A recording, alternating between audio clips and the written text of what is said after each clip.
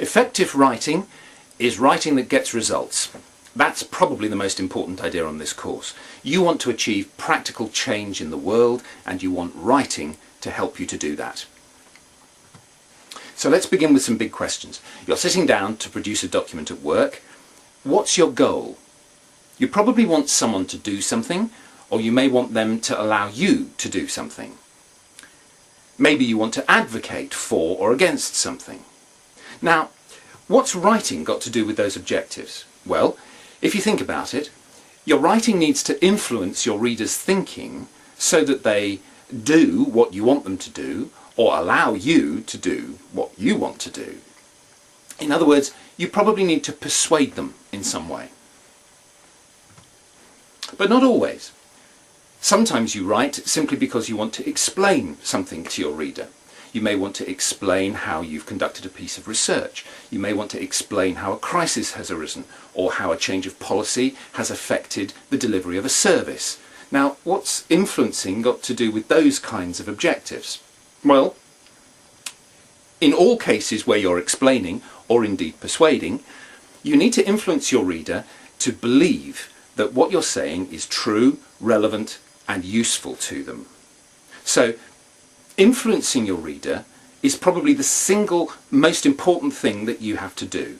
If effective writing is writing that seeks to get results, the second most important idea on this course is that effective writing seeks to influence your reader's thinking. About 100 years ago, Matthew Arnold, a great poet and thinker, was once asked, what makes for effective writing? And his answer was very simple. He said, have something to say and say it clearly. Now let's look at that answer. It's in two parts. Have something to say. Your reader will expect that you have something useful to say to them. If they can't work out what it is you have to say to them, it's very likely that they'll give up reading.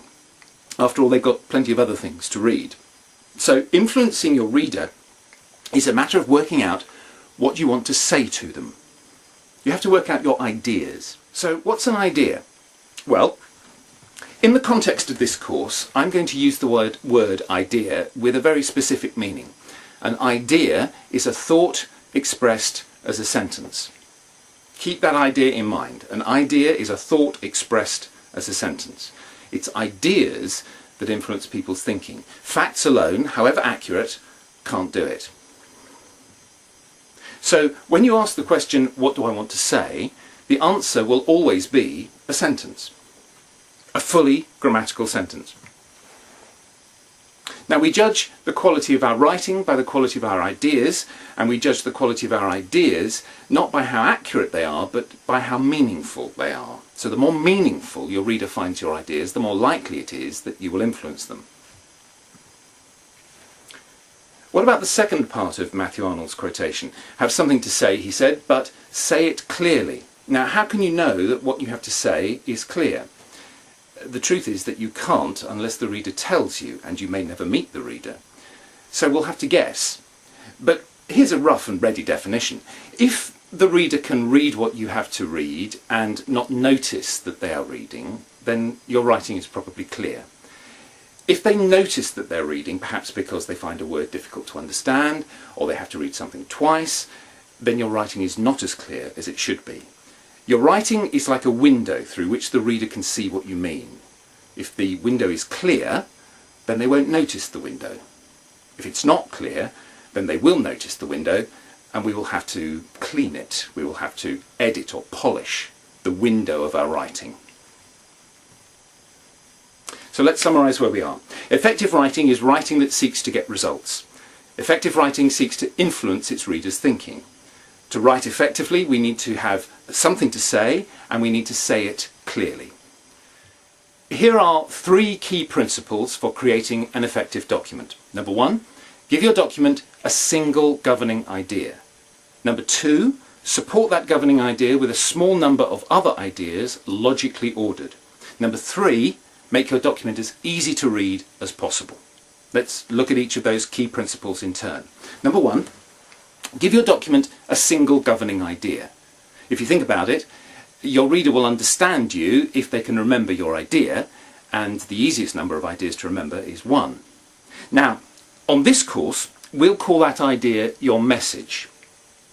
What does it look like? It's an idea, and an idea is a thought expressed as a sentence, so your message is a sentence. It's the single most important thing you want to say to your reader. You might call it a summary, a proposal, a thesis. I like the word message because it suggests a practical idea which you are targeting at a specific reader or group of readers. Now for the second key principle. Support your governing idea with a small number of other ideas, logically ordered. If you think about it, the facts and figures alone will not influence your reader's thinking. You need to back up your governing idea, or rather support it, with a small number of other ideas, other sentences, other things you want to say. How many? Well, at least 2, otherwise it's not a group, and probably not more than about 6. And they need to be logically ordered. The process of creating a logically ordered structure of ideas is at the heart of planning, and we'll look into all that in a great deal more detail later on. The third key principle, make your document as easy to read as possible. Be kind to your reader. After all, your reader may not be used to reading, and they may not in truth want to read everything that you've written for them. They may not be used to reading, perhaps because they are reading in a language not their own, or they're reading about something that they don't know a great deal about. And they may not want to read everything that you've written.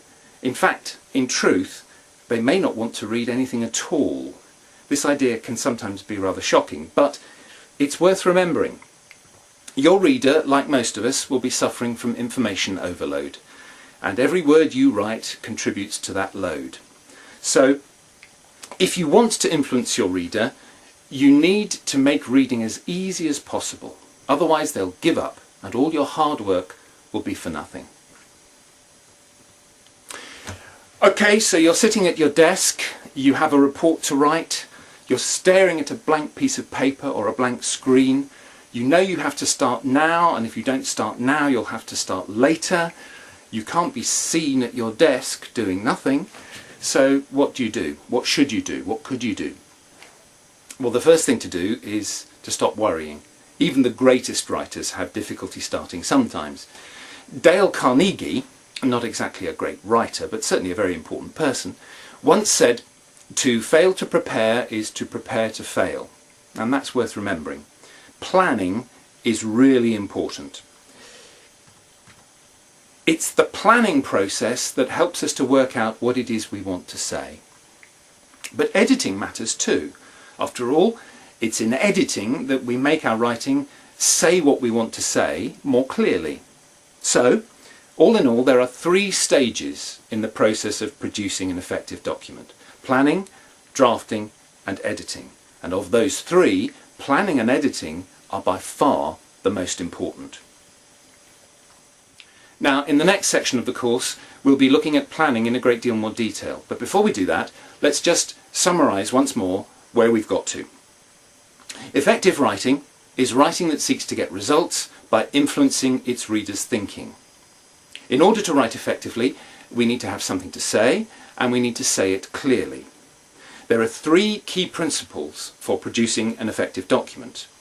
1, give your document a single governing idea. 2, support that governing idea with a small number of other ideas. And 3, make your document as easy to read as possible. There are 3 stages in the process of producing an effective document: planning, drafting, and editing. Keep those stages separate, and remember that planning and editing are by far the most important of those 3 stages.